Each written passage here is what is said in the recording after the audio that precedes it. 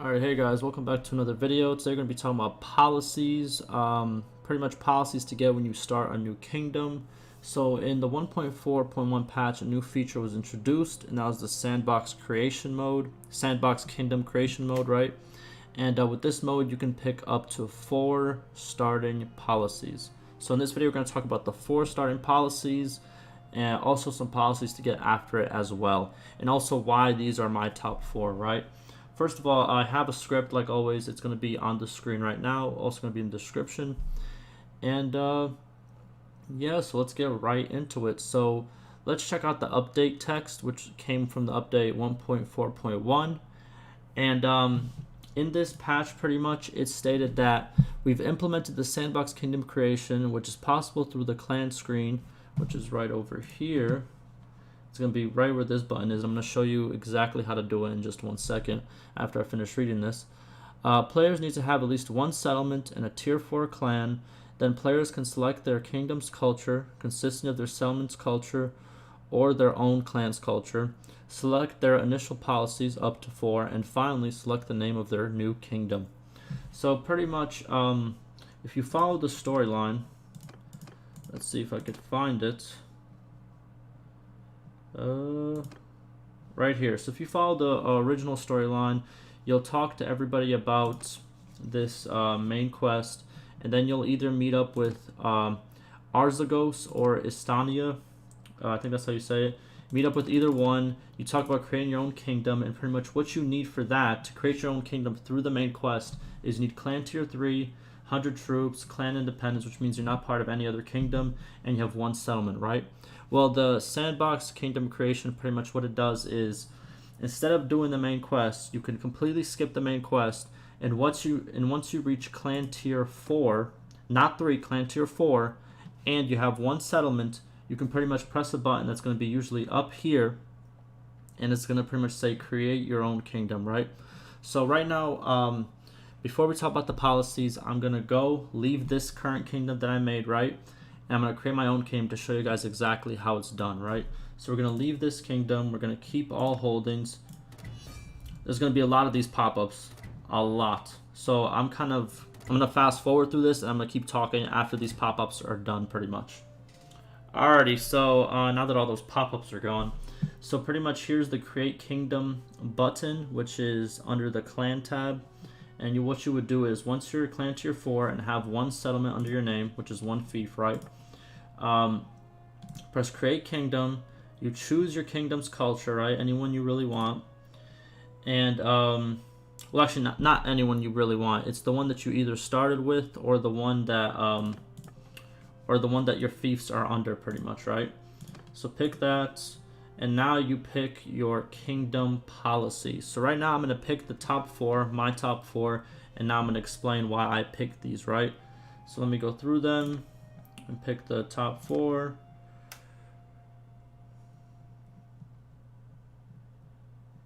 Right here, and right here. Kingdom name, just put test. Since it's just a test run, right? Okay, so we just started this. Now let's go to the policy. These are the top 4 that I picked right away, right? These are the ones right here. So, okay. So pretty much the order doesn't really matter. It's not like I have a top 1, top 2, top 3, top 4. I'm gonna just go over each one of these, right? And I'm gonna talk about why each one is good and how they all play off of each other, right? So, and just for example, we're not going to go off that I'm clan tier 5 right now, and pretty much I own a lot of things. Pretend that you own 1 settlement, right? Just imagine that you own 1 settlement. You just want to start your kingdom, right? You don't have any clans under you, nothing like that. Like, it's kind of beginning game, right? So let's start with the first one, which is Royal Guard. Now, why this one is good? So let's read what it does. So it increases the party size of the ruler, which is you. It increases the party size by 80. Also, the ruler clan, which is you, gains 1 influence per day. So this will go up +1, right? Then we have the non-ruling clans lose 0.2 influence per day. Right now that doesn't matter because you don't have any clans. As soon as you start your kingdom, you're not going to have clans under you. Not yet, pretty much. Now, this is by far, in my opinion, the best policy in the game. As a ruler, you gain 80 more party size, which is crazy. And if you're just turning tier 4, right, it's kind of like early to mid game. You're going to have about low hundreds when it comes to party size. Like this number right here, I know my number is high, right? This is because it's late game, right? But when you start out, this will be kind of low 100s. But whenever you get the Royal Guard policy, right, that will bring you up to close to 200 party size, which is very good when it comes to besieging castles. Because there's a lot of castles, especially early game, that are about 200 garrison units or less, right? So it's very good for, you know, to get your first couple fiefs, right? Then the influence gain of this perk is also pretty good. It's only +1, but it's going to add up with the other 4 perks that we chose, right?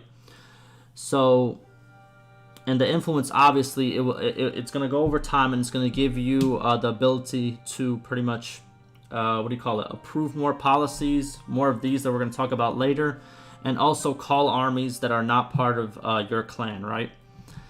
And then the negative loss of influence, like I said before, it doesn't really matter because you don't have any clans.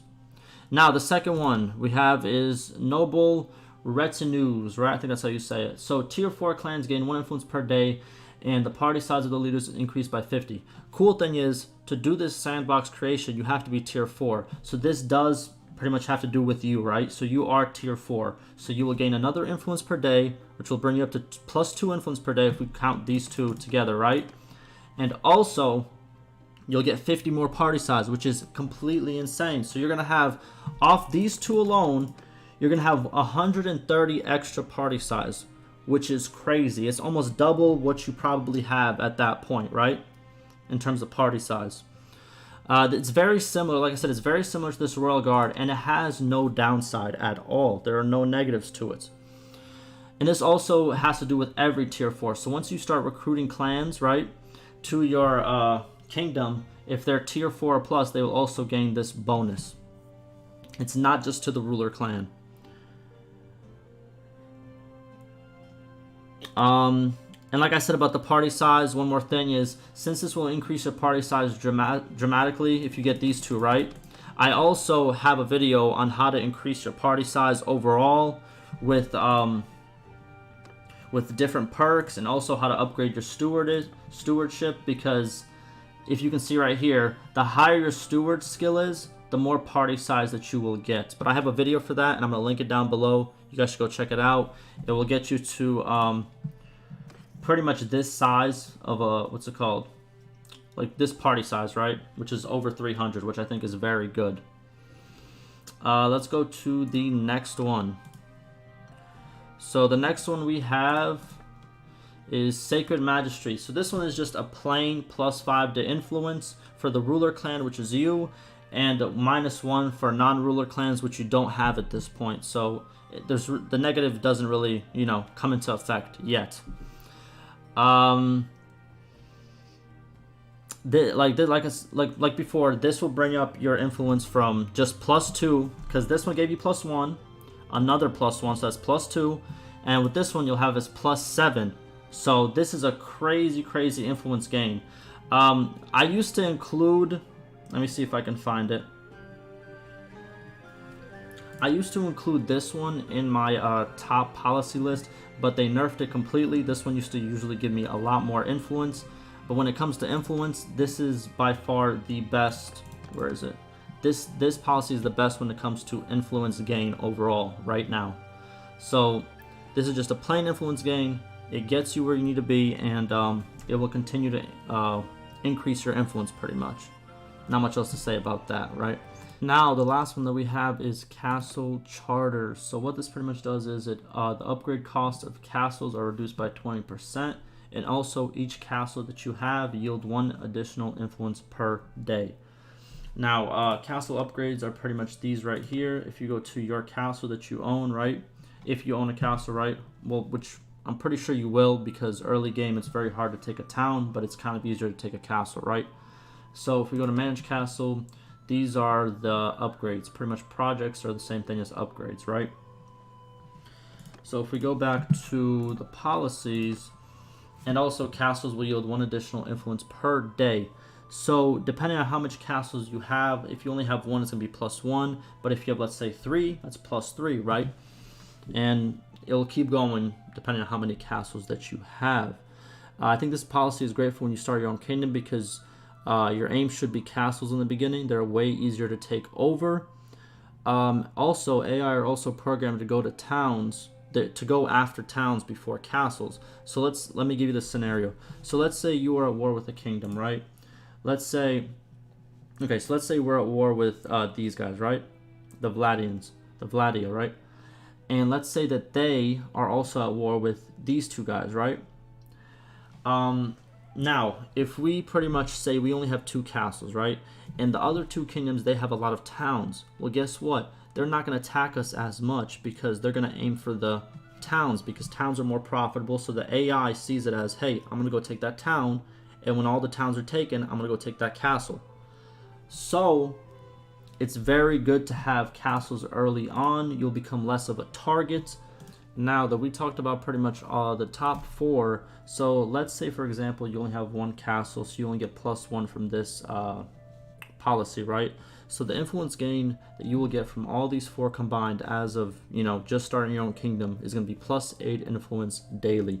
This means that you can propose another policy, because policies usually cost 100 to propose, right? In about 13 in-game days if you go completely AFK. But if you continue to get into battles, do quests, summon your own parties to armies, or anything really that gains you influence, right? You'll be able to propose a new policy in a couple of in-game days, which is pretty quick, right? And now I'm going to give you a list, and I'm also going to leave it in the description of other policies down here that are good in my opinion, but I'm not going to just, list out what they do and why they... I want you guys to figure this out for yourself, right? I gave you the starter 4. These should do very good for you in the beginning, right? And also I'm going to give you this list. It's a couple other policies. I'm not saying that all the other policies that I don't list are bad. You can still use them. All these policies have their ups and downs, right? But yeah, I want you guys to go to that list, find what you like, look at it in game, and see if you need to add it, right? So here's the list pretty much. We have military, coronet. I'm just gonna if I can find it right here. This is also a very good one in my opinion. We have serfdom, very good. We have feudal inheritance, another very good one. We have magistrates right over here. We have senate.